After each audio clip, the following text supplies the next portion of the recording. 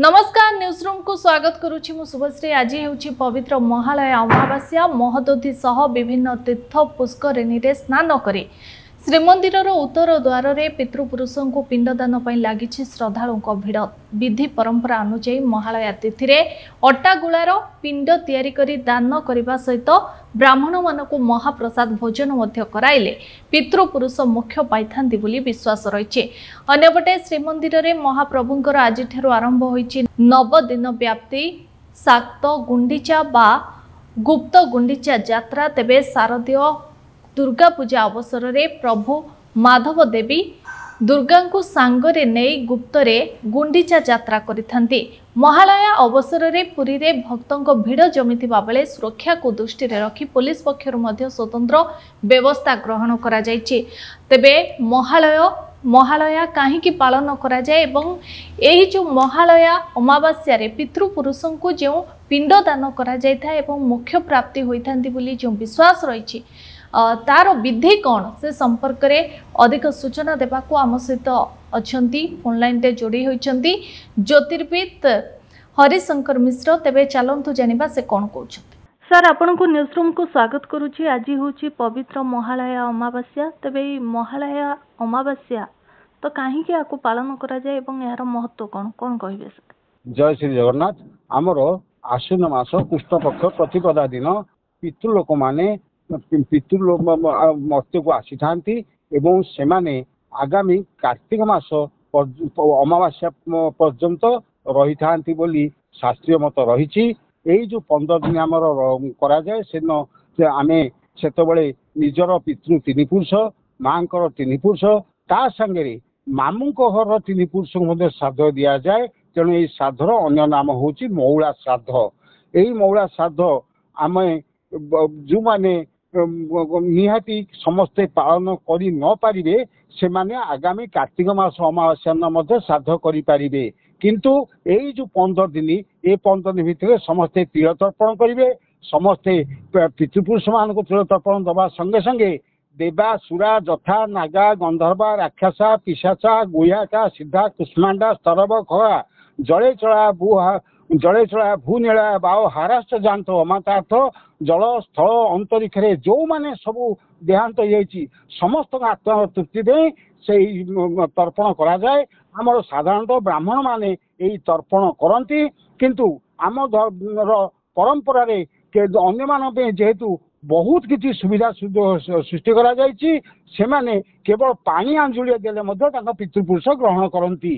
यही तर्पण 15 दिन काल जो करा जाए से तले शज्या त्याग करा जाए तैल त्याग करा जाए अनेक जिन त्याग करा जाए क्षीर हुअंती नहीं नख काटती नहीं अति शुद्धपूत भाव में यही तर्पण करा जाए।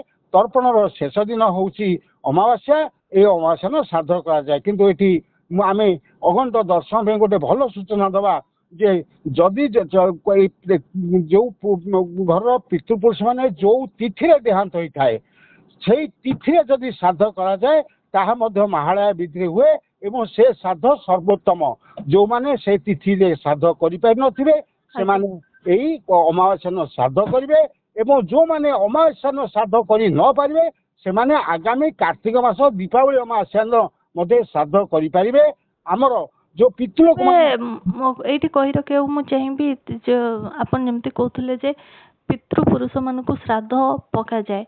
तबे श्राद्धर विधि सब कोन रही कोन कहबे। श्राद्ध विधि आमर रही आमर शुद्धपूत भाव में मंत्र उच्चारण करा जाई बापा 3 पुरुष मांकर 3 पुरुष एवं अजा बापा को आवाहन कर आसन पादासन दि जाए। जदि ब्राह्मण घर होती रोषे करी अन्नपिंड दे पारे जो माने अन्नपिंड न दे पारे पूरी आसिक से महाप्रसाद पिंड दे सर्वोत्तम। जदि कहीं अन्नपिंड व महाप्रसाद पिंड न दे पार्टी से माने छतुआ क्षीर कदली दही महू इत्यादि गोले पिंड तैयारी से पारे। यही श्राद्ध आमर समस्ते पालन करती एवं श्राद्धर एते महत्व अच्छी जे जी करती से अनुभव करती ये 15 दिन काल से गोटे दिव्य भावना मन निश्चित भाव आसी थाए। निश्चित भाव आप जमी कहले गोटे दिव्य भावना आसी थाए। जो मैंने ये श्राद्ध को पालन न करि पारुछंती बा पितृपुरुषों को पिंडदान करि पारु नांती ସେମାନଙ୍କ ପାଇଁ କଣ ସବୁ ବିକଳ୍ପ ରହିଛି, ସେମାନେ କଣ କରିବେ? ଯୋଉମାନେ ଆମର ଏଇ ଶ୍ରାଦ୍ଧ ନ କରିପାରିବେ ଅମାବାସ୍ୟା ଦିନ, ସେମାନେ ଆଗାମୀ କାର୍ତ୍ତିକ ମାସ ଅମାବାସ୍ୟା ଦିନ ଶ୍ରାଦ୍ଧ କରିପାରିବେ। ଏବଂ ସେଇଦିନ ଆମର ପିତୃପୁରୁଷଙ୍କୁ ବିସର୍ଜନ ଦିଆଯାଏ ଏବଂ ଯେତେବେଳେ ସନ୍ଧ୍ୟାବେଳେ ଗୋଟେ ଦୀପଦାନ ଶ୍ରାଦ୍ଧ କରାଯାଏ, ସେତେବେଳେ ଆମେ କାଉଁରିଆ ଜାଳି ପିତୃଲୋକଙ୍କୁ ପରିତ୍ୟଜ୍ୟ ଆଗତା ଯେ ମହାଳୟେ ଉଜ୍ଜ୍ୱଳ ଜ୍ୟୋତିଷା ମାର୍ଗେ ସାବଧାନ ବ୍ରଜଦୂତେ କହିକି ତାଙ୍କୁ ବିସର୍ଜନ ବା ଉଜ୍ଜ୍ୱଳ ଆଲୋକ ମାଳରେ ତାଙ୍କୁ ବିଦାୟ ଦିଆଯାଏ। କିନ୍ତୁ ଯୋଉମାନେ ଏ ଶ୍ରାଦ୍ଧ ନ କରନ୍ତି ସେମାନଙ୍କର ପିତୃପୁରୁଷ ମାନେ ବିଫଳ ମନୋରଥ ହେଇକି ଫେରିଗଲା ପରେ ତାଙ୍କର ଗୋଟେ ଅଶାନ୍ତ ଭାବ ସୃଷ୍ଟି ହୁଏ।